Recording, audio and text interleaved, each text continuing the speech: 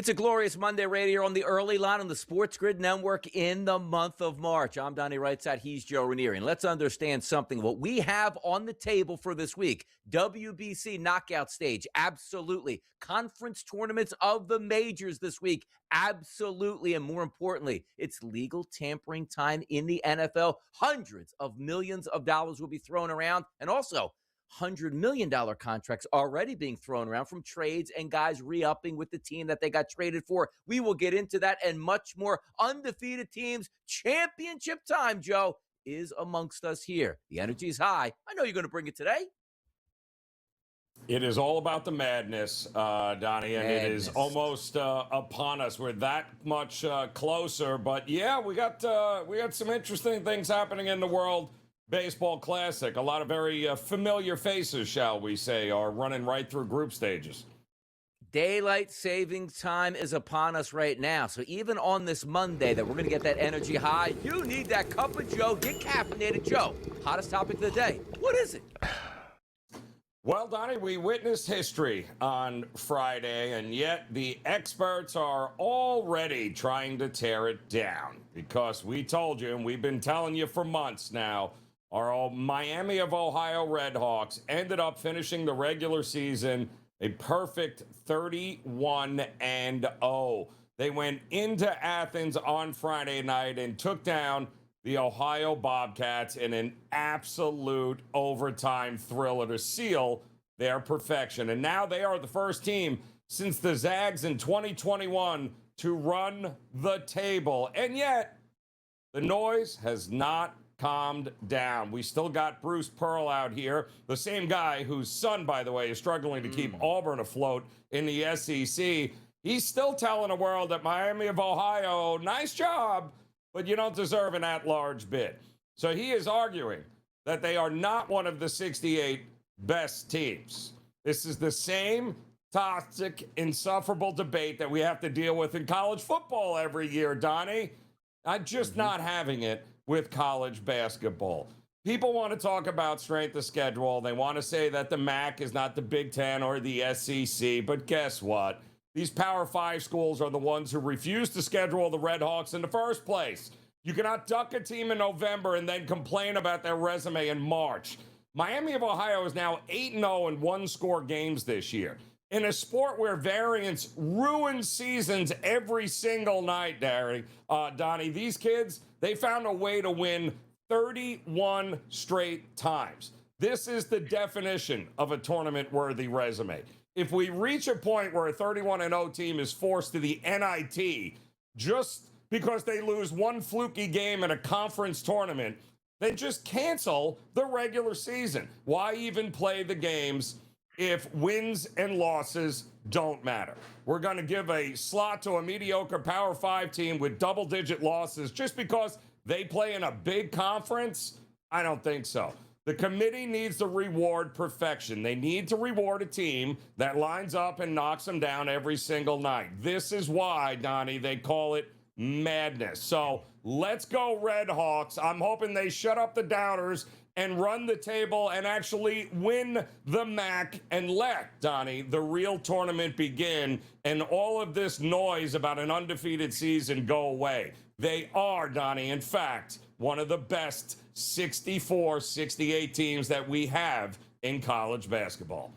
And also, Joe, college basketball always talks about, oh, let's make some money here. Do you think it's good money to leave Miami out of there because now they are a lightning rod? You put them in and they're undefeated. Of course, we're going to watch them play a high-level major team and see if they can hang around. And number two, for the people out there that watched that game on Friday night, go down to the wire against your hated rival on the road. And by the way, Ohio, that place was sold out. There's usually a third of the place filled up for a regular game here. They win that game, and they give it to the student section who was giving it to them all game. And the national headline was, win with class? Are you kidding me, man? That's what you do. Beat your rival in their building and tell them all about it. I didn't see anything wrong with that. Shout out Miami, Ohio, unbeaten. And yes, punching your ticket into the tournament here. Don't care what happens in the conference tournament this week for the MAC. Great stuff to start our Monday off, Joe. Getting the people energized. Let's get to those lineups here. And the early lineup gives us Tarek Skubal. I knew this would happen.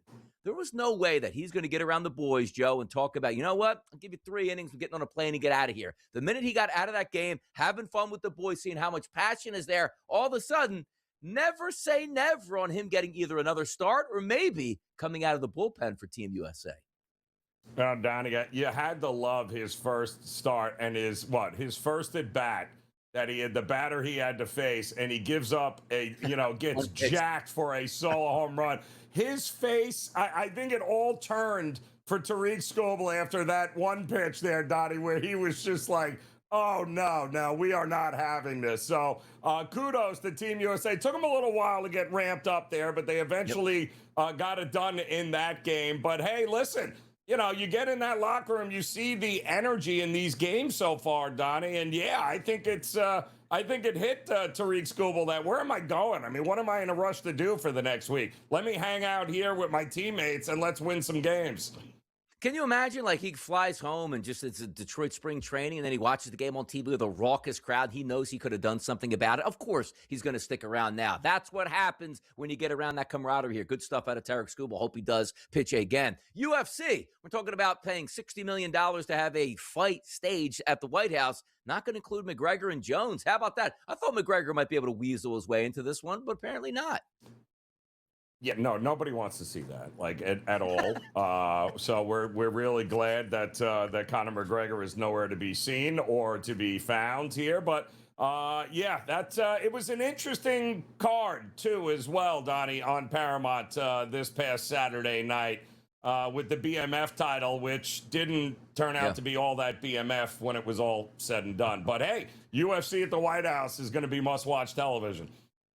Tampering starts in the NFL 12 noon today, which means you can agree to a deal. You just can't sign it until Wednesday at this point, which means a lot of teams, Joe, making sure they tie up loose ends in their own building before they hit free agency. And that includes James Conner. Star running back's going to rework that contract and stay in Arizona. He needs to stay there, man. Guy plays good football and a great locker room guy. He's going to stick around in Arizona, even though he's 31 for a running back. Still playing well, though. That was a devastating injury too, man. It really was last year, and the guy is tough as nails, man. He is a guy that you need to run a couple of minutes off the clock he is a guy that's going to get you those yards. So kudos to him for making a go back. Not an easy recovery either. You can always go home. Tyler Huntley back there in Baltimore here on a 2-year deal. We're going to get a lot of deals coming down the pike today. A lot of deals down the pike, Joe. There's a lot of, under the radar kind of deals that are happening here, but really solidifying the back ends of a lot of rosters here. So kudos to Snoop Huntley to bring it back with a new regime in Baltimore, in fact.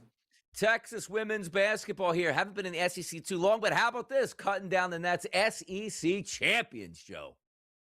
Yeah, congratulations. You get to basically lose to UConn. So congrats. But a really good SEC season there, Donnie, when it's all said and done. Joe, did you have Akshay Bhatia there winning the Arnold down there? Did he get some Arnold Palmers and drink them down after that tournament? But all I kept seeing on Twitter were people fading down the stretch, not with the ability to close the door, Joe. What happened yesterday in golf? Yeah, well, what happened is Bhatia went out and got it. Good for him, but a kind of a meltdown there from Daniel Berger, who kind of led wire to wire until, of course, he didn't there on Sunday in Orlando. Oh, look, a lot of the women's tournaments here were wrapping up yesterday, getting ready to get them into their own March Madness. But how about the Duke Blue Devils knocking off Louisville in a tight contest here to take down the ACC? Yeah, kudos to them, too. Again, congrats. You've got the right to lose to UConn at some point here in the women's championship. So congrats. Heading down the list, and away we go, Joe. Do we have a decision desk today at 12 o'clock when the tampering starts? Never understand that. Hey, you can tamper. You can. Trust me, these deals are already done. I can't wait till 12:01 to have hundreds of millions of dollars of deals closed out. Crazy stuff. We'll be right back on the early line.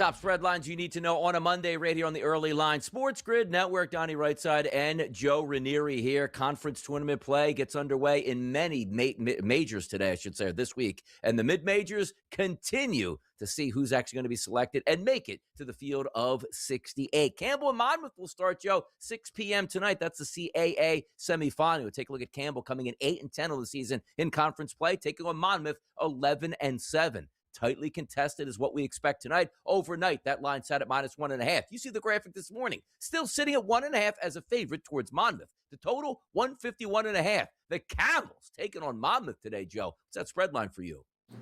Well, I don't know. A lot of people had Campbell making it to this point, Donnie, simply because they just took down the number 1 seed yesterday, which was pretty darn impressive here to give themselves an opportunity. I mean, we're talking about a team that was hovering just one game over 500. I think they were 9-8 back in January. And then they went to 9-13. And yet, well, they're putting it together at the right time. And Monmouth, big win yesterday over Drexel to give themselves an opportunity here. You listen, the way Campbell is shooting right now, it's kind of hard not to back them. And I was so impressed the way they took down UNC Wilmington. I mean, 46%, 84% from the free throw line. That's how you win tournament games, and that's exactly what Campbell's doing. I kind of like him in this spot. Go with the dog here in what is essentially a pick-'em game. 9:30 tonight on ESPN2. It's going to be Detroit Mercy taking on Robert Morris. If we take a look at the records here coming in conference play, Detroit Mercy 12-8 on the season. Robert Morris 13-7. Robert Morris here listed as the favorite overnight, Joe, at -4.5. But now we see a spike up to -5.5 and a total of 147.5. Detroit, Robert Morris. What are we looking at tonight for you, Joe? Well, we just saw this not too long ago, Donnie.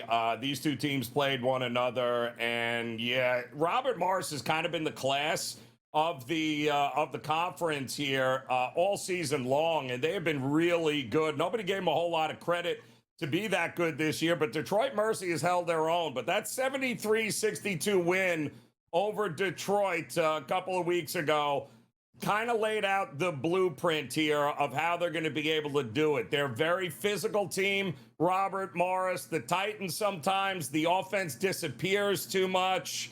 I kind of like this is going to be a little chalkier, I think. I think Robert Morris is a bigger favorite on the card in this spot, and I think it's there for a reason. So, yeah, I'll go with the favorite, Robert Morris, in this one.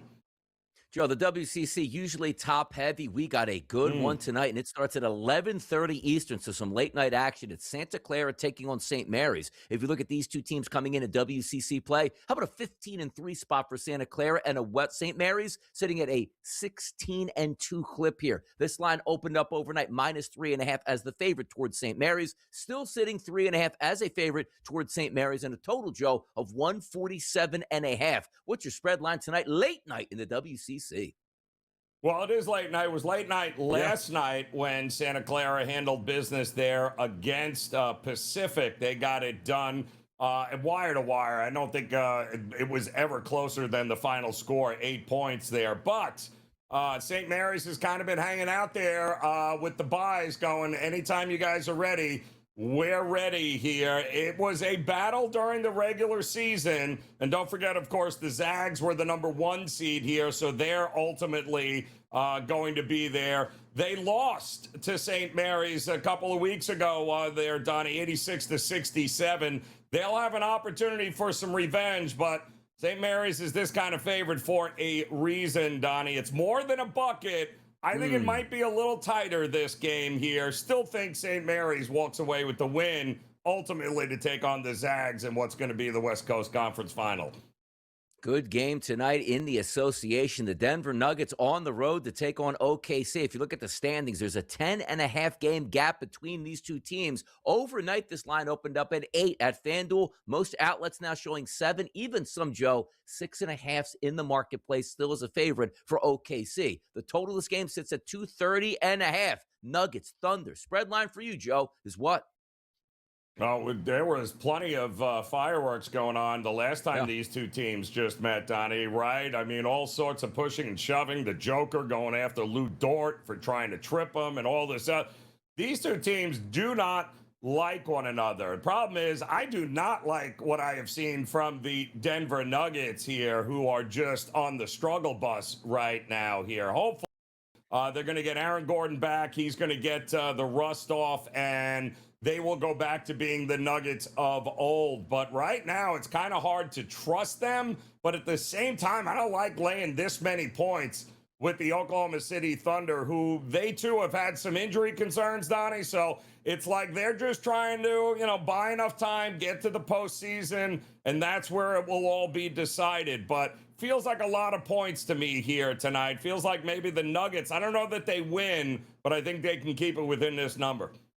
5 games in the association tonight. The game that's going to start the latest here is the one we're going to talk about now, Joe. 10 p.m. Eastern, the New York Knicks out in Los Angeles to take on the Los Angeles Clippers. Looks like the Clippers probably going to be a playing team. Knicks still jockeying for one of those top seeds in the East. The Knicks overnight, Joe, were minus 1.5 point favorite. They now sit at minus 2.5 as a favorite, and a total listed at 220.5. Knicks on the West Coast, Joe. What's the spread line tonight we can look at? Yeah, we saw a lot of money come in on the Lakers yesterday against the Knicks, and it was like a noon start out west. I think it was an early start out there. I didn't see it, but again, the Knicks looked very sluggish out there. I mean, they didn't even score 100 points. They lost 110-97, so they've got the second of a back-to-back here now, taking on the Clippers a little further on down the road now. Is this still the Staples Center? Now, well, you know where it is. And now you've got a Clippers team that, with Kawhi Leonard, with Darius Garland, with Mathurin, this is a very dangerous Clippers team here. One that I like a lot. Can the Knicks bounce back? Sure. Do I trust them to do it against Kawhi and company? I don't know about that. I think the Clippers have the edge here, and I like them to get it done as a home dog. Getting those spread lines out to the people, the information they need to know. And did you know this Sunday? How about this, Joe? Selection Sunday, and away we go. But today, we do have college basketball across the board. Tomorrow, the big boys get underway. Afternoon basketball. We'll be right back.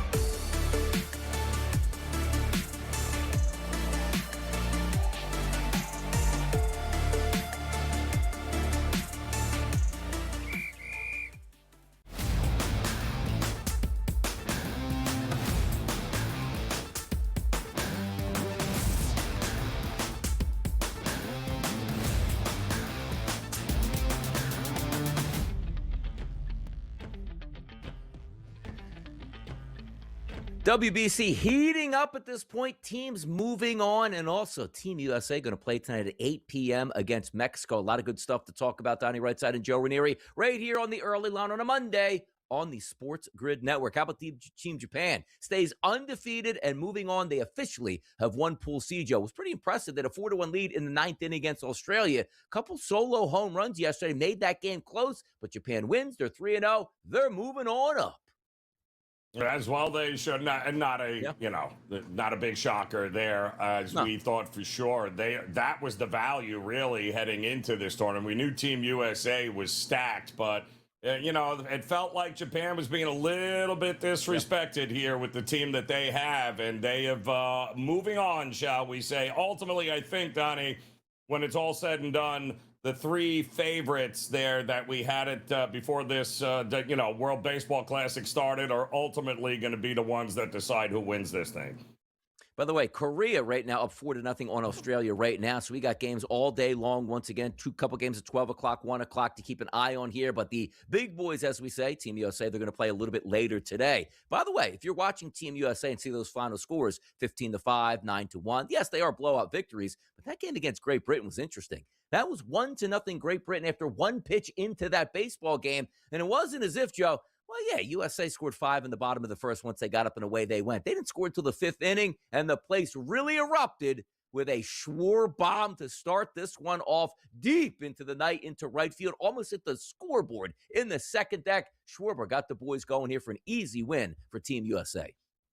Yeah, it took them a little while, though, to get going in that game. I mean, give Great Britain credit. Great defense. I believe there was just an unbelievable home Thompson, run snag. Yeah, that Thompson there went over the wall and robbed a home run. So, yeah, it was good, but ultimately just too much talent, too much power. And you saw ultimately what happens as the game went on there. Team USA eventually just ran away with it.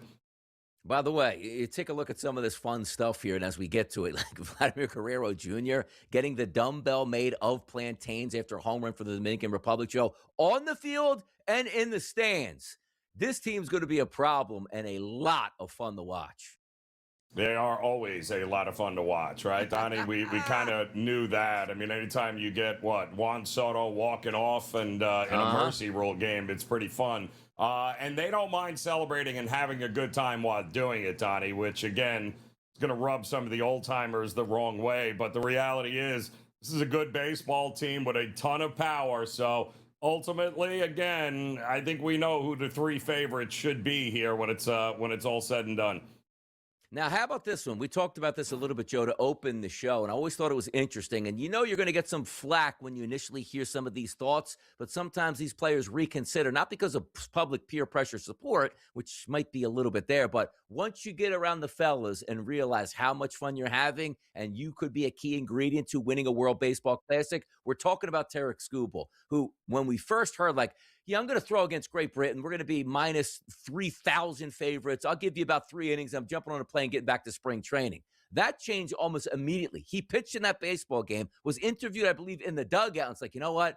I'm going to have to rethink this thing, man. We got something that we can do that's going to be pretty big time here. And I think I might want to stick around and help out. Love to see it off Skubal. I think it's the right thing to do. And he's feeling that emotion. And he's probably going to stick around now, Joe. Yeah, I don't blame him, Donnie. I mean, who wants to go and hang out with, a bunch of AA and AAA dudes at spring training? Just hang out, man. Get your reps in. You're good to go there with Team USA. And ultimately, I mean, I think you see the level of competition. Mm-hmm. You're going to get everyone's best shot here. So kudos for him and the change of mind, shall we say. Paul Skeens on the mound tonight, 8 p.m. And by the way, USA has lost to Mexico 3 straight times dating back in the World Baseball Classic to 2006. I think Skeens might have something to do with a victory tonight, Joe. What do you think? Well, I think he's, should we say, pumped up, to say the least here for this game. But I think Team USA is, Donnie, like you said, they have not been able to break through against Mexico in this competition, this international play. So, and neither of these two teams like each other a whole bunch. So this should be a good one here with Skeens going at least 3 innings, right? I mean, that's what we can expect. Yeah, these starting pitchers can pitch a little bit more once you get into the knockout stages here. They elevate some of those pitching numbers. But if we are looking at the lines on this game, like a football game, Joe, US -3.5 and a -115 price. The total in this game listed at 11.5. If you just want to use USA, Joe, as a parlay piece, -530. Don't need a slow start tonight. Get that lead early, Joe, and cruise. How about that one? Yeah, be nice to see. Let's get out in front, play from in front. Basketball, Joe. That's on the mind. Why? It's the month of March. It's March Madness. It's Donnie and Joe in the morning. Come on back with us.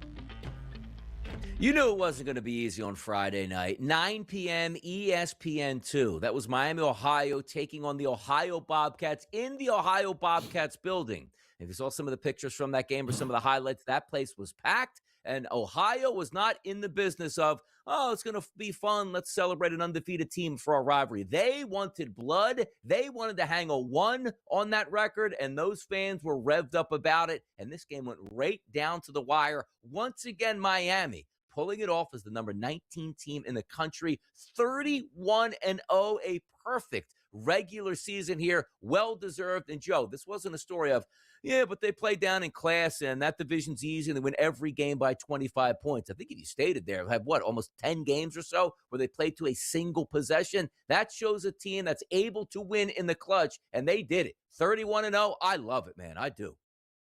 Yeah, 8 of the 31 by one bucket there, which is just crazy, Donnie. I mean, Yeah. I can't explain. I mean, the amount of variance in college basketball games on a night-to-night basis. Yep.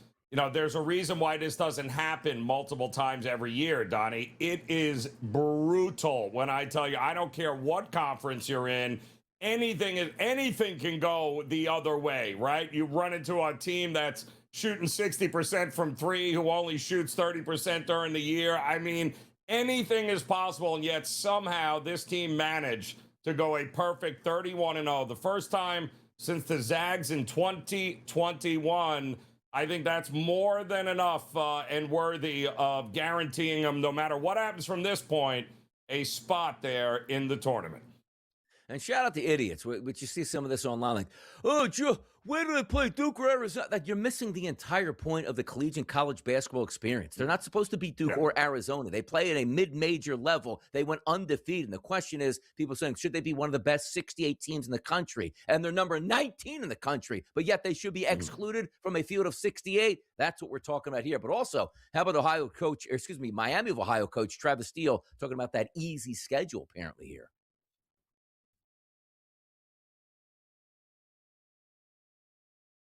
Quad, because at that point we were slotted to be a quad 3 team this year. They want to play quad 1s and quad 4 games. And all these numbers are slanted towards that, so we don't get the opportunities. Jeff doesn't get any opportunities. Do you think Ohio State's coming in here to play Ohio? Heck no. And I get it from their stance of why they don't, right? Because they're trying to get an at-large bid. They're trying to put their team and their program in the best position to get an at-large, which is totally understandable. But I do think they need to fix. You can make an adjustment to the net. Right? You can make an adjustment to all these things, all these numbers. And again, it is what it is. You try to focus on the things you can control. I don't know if we'll get an at-large or not. I can't control that. Our AD can't control that. I do know we can control our process, right? And just continue just to stick to the course, man. And that's what we've done throughout the year. But he's totally right.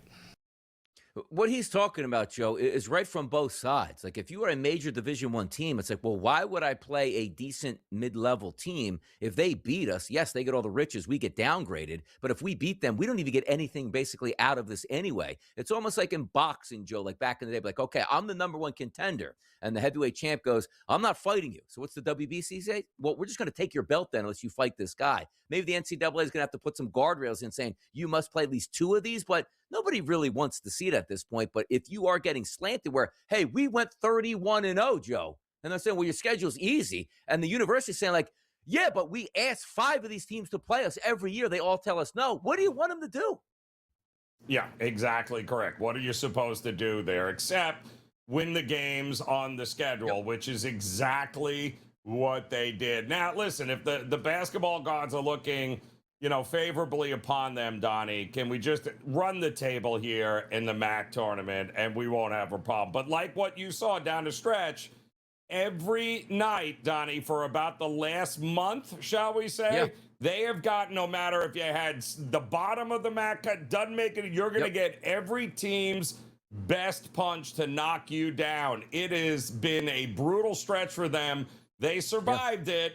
And I think they'll survive here as they get a bye, I think, in the MAC tournament for being the 1 seed. I think they'll survive this as well. By the way, the funny part about this is I know it doesn't really go into the metrics, but the argument of they shouldn't be included in a field of 68, and then you go, well, they're number 19 ranked. Like, nothing makes any sense for what we're trying to talk about. They should already have their ticket punched, and hopefully they do. Let's talk about another team here, high payroll, the Kentucky Wildcats. Here's Nicky V weighing in. Off the court defensively. I'm going to say this right here. Win or lose, I've done several now Kentucky games. Win or lose, $22 million this team of reports are in terms of the NIL for their players. I think at $22 million, they could have put together a better roster than they did. I really do. He's right about that too. And also, Joe, like, so much talk about like the NIL and they're gonna have to reshape it. And I know the White House and Congress might get involved in this, but really, we had the game plan for NIL. Name, image, and likeness. Kid, if you are good enough to market yourself in town to a local Chipotle and get free burritos and then pay $100 a week, fantastic. Kid, if you're a big enough superstar to sell Chevrolets in town in Columbus, we'll pay you part of the commission for every Chevy that gets sold while you're running the ad campaign. Or, hey, you're so famous, you're going to be on a national Coke brand to your ad, we'll pay you $1 million. And it just turned into NIL means come to our school and get on our payroll. It just doesn't make any sense. $22 million, and you got a 10 seed in the SEC Conference Championship coming up. That's what you got for $22 million. And listen, ultimately, Donnie, it's a results-based business. You can spend $25 million as long as you win the games. As long as you're not blowing double-digit leads to Texas A&M, that you're not losing at home to Georgia, that you're not blowing leads against Missouri. Like, all of that is all relative. The money isn't necessarily the situation. The situation is you spent that money and you're not winning the games you're supposed to be winning, and that's a problem. It is. And by the way, let's bring up Stephen Pearl because it seems like, Bruce and Stephen Pearl starting to dip their toes in the waters, which aren't really too kind to them because they're saying Auburn's really good, which I'm not doubting they play in a tough conference. But you're debating a team, and again, it's not apples to apples. One team has 0 losses, the other has 15. You're like, yeah, we're much better at this point. And maybe they are if they played on the court. But he's saying he feels secure in that bid, Joe, at 16-15, and our resume is fantastic. Well, just lay low and do some damage in your conference tournament. Maybe you wind up in the NCAAs. But I just find like it turned out like it's Auburn versus like Miami of Ohio somehow. Yeah, imagine trying to get up with a straight face and talk positive about a 16-15 season, Donnie. Imagine that. Imagine that I have done it. We have done enough at one game over 500 to be worthy of a spot and be considered. Like, I can't even believe with a straight face. You got to be a certain kind of you-know-what in order to do that with a straight face, Donnie. That is some fantastic acting right there. Mighty Mouse is out at Georgia Tech. Damon Stoudemire, 42-55 in 3 seasons, was fired. Look, you look at that record and say, well, maybe it's a little bit tough for Georgia Tech, but you can't lose 12 straight games to end the season here. You will be dismissed at a major Division I college. He's out the door here for Georgia Tech. Listen, I think he got more of a chance than many other guys might have gotten in situations. And yes, it's the ACC, but the reality is, it's a results-based business, right? And you've got to win. And in an NIL era, it's going to be tough. It's going to be very, very tough for those middle-of-the-road ACC teams like a Georgia Tech. But listen, the players are out there. You just got to go and find them, and you need the right coach in college basketball. What happened to Boston College athletics, particularly in basketball? Just an afterthought now. And Earl Grant, he's fired also 72-92 in 5 seasons at BC. I don't know who's going to turn that program around, but it just feels like that was a once, not storied program, but you could get good basketball out of them. That's no longer the case, Joe. Yeah, but I got to tell you, Earl Grant made us a lot of money this year, Donnie, because they didn't win a ton of games, but they were a covering machine. Nobody gave them any credit, but you know what? Defense travels. That team played some defense and kept it close enough within the spread. And you know what they say? Good teams win. Great teams cover, Donnie. By the way, Queens turned to Kings over the weekend as Queens, not the borough in New York, the university, into March Madness for the first time. Congratulations. We'll be right back.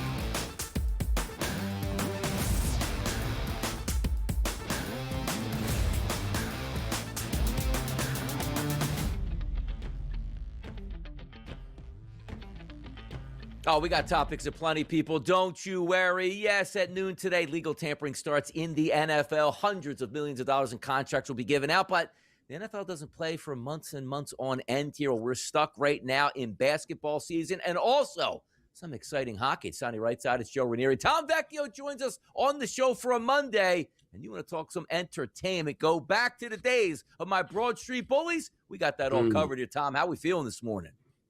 I'm feeling good. Like you said, we're always worried about the NFL. We're always interested in what's happening in the NFL, but it's still a good time to be a sports fan. The World Baseball Classic has been very exciting.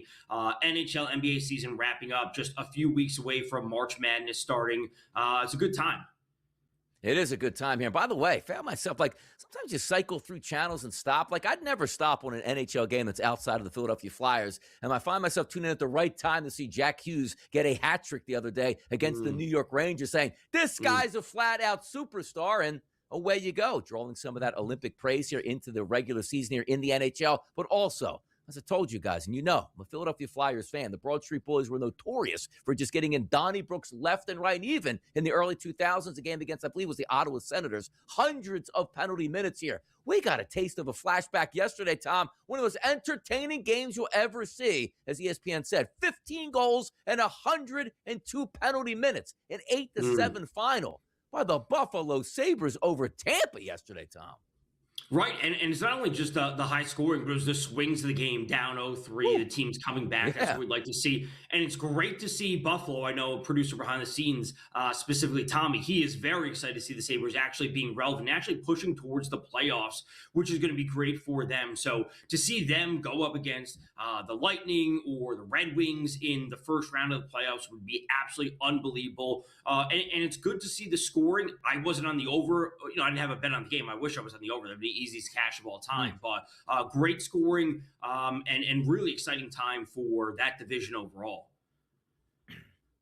And they face each other again April 6th, I think, in Buffalo. They got one more game against one another. Honestly, tell me, how good is this Buffalo team?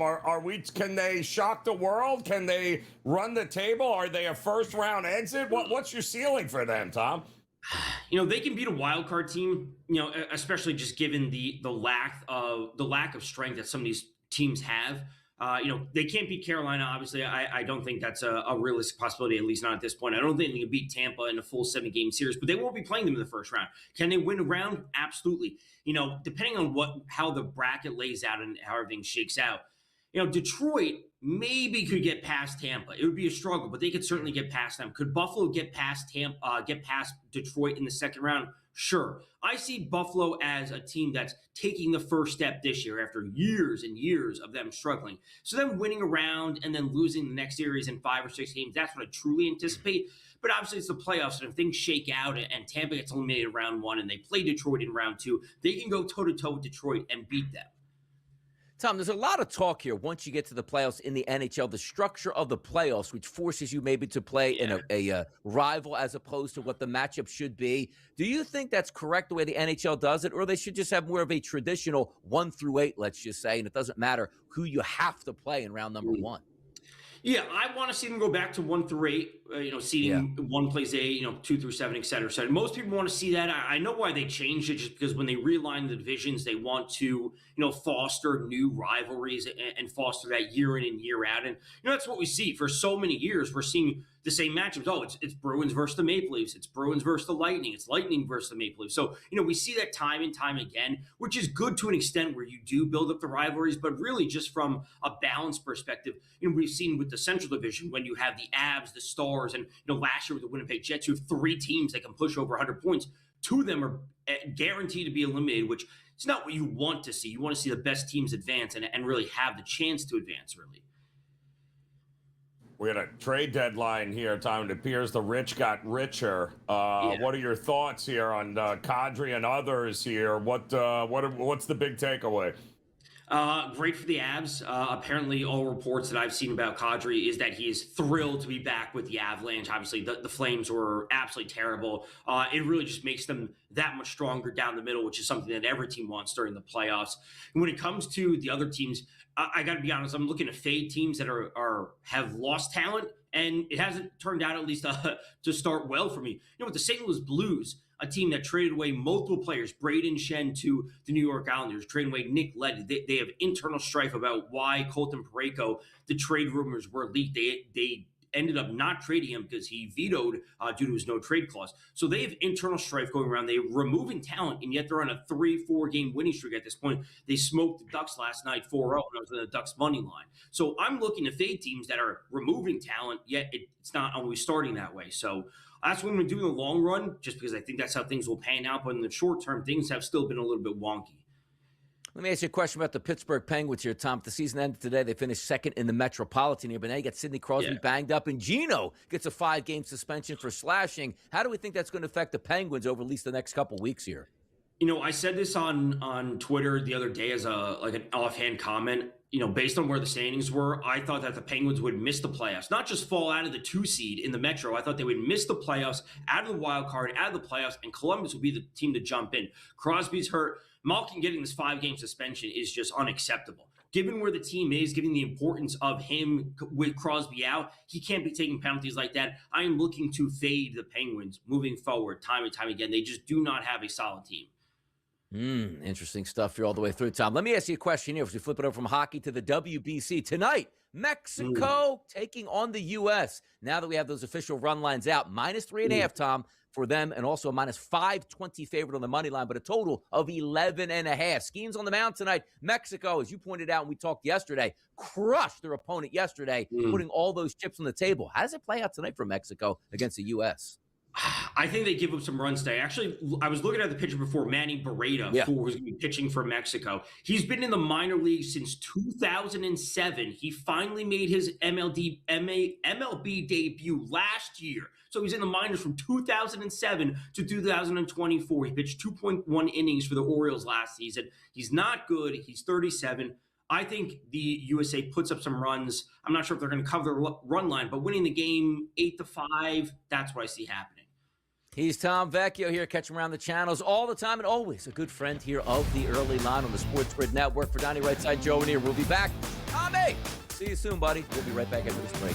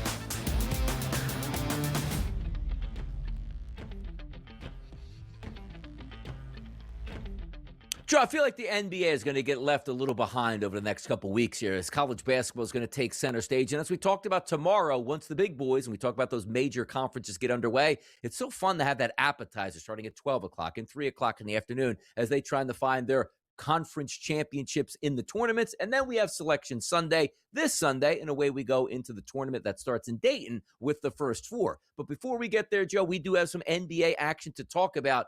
And how about this? We were wondering what was wrong with Porzingis. Let's hear about it from Porzingis himself. How have the last few days been like, and how did you kind of know you will be ready to go tonight? Yeah, I felt like my body's coming back to where I need to be. Just got, honestly, just one workout in and felt pretty decent. So I just want to, get out, like, especially getting traded somewhere else. Like, I wanted to get out there as soon as possible. And honestly, so sitting out a couple games was like stinging me a little bit, but today was okay. I just feel a little heavy and shots a little bit not in a good rhythm yet, and missing some free throws and all that. But I'm gonna build from this game, and I think I'll be looking better and better with each game. How would you describe what you kind of went through the last couple of weeks, and I guess why you weren't able to be out there? Yeah, it's just some health stuff a little bit, and I believe I will be healthy now. Honestly, this is what I really feel. Not to sell anything, because obviously I've been in and out again, but this time I really feel that this is it. And yeah, finally getting out there like healthy. I was like playing through this. I think now this will be obviously it's only 20 games left or so, but in the regular season. So, but I want to catch a really good rhythm and then see if we can do something in the postseason. So I'm excited for the opportunity. Excited to play with these guys, and look forward to getting in top shape and looking really good. Here we go. Porzingis talks about it, Joe, hoping to come back and help those Golden State Warriors because they're going to need some help once they get to the playoffs here. That old-timers crew, maybe Porzingis can be one of those benefits here that they have. Yeah, I would have asked him, Donnie. Hey, Kristoff, just curious. In what year was the last time you were healthy? I'm just curious because now you feel like you're healthy. You feel good. Like, when was the last time we actually had you healthy here? Because as far as I'm concerned, Donnie, since he's been in the league with the Knicks and on, has he ever been healthy? Has there ever been a point where Porzingis has been like, oh, yes, he is one? No, he's not. And as good as he is, as good as he could be, health has always been an issue for him, and it will continue to be an issue for him, unfortunately.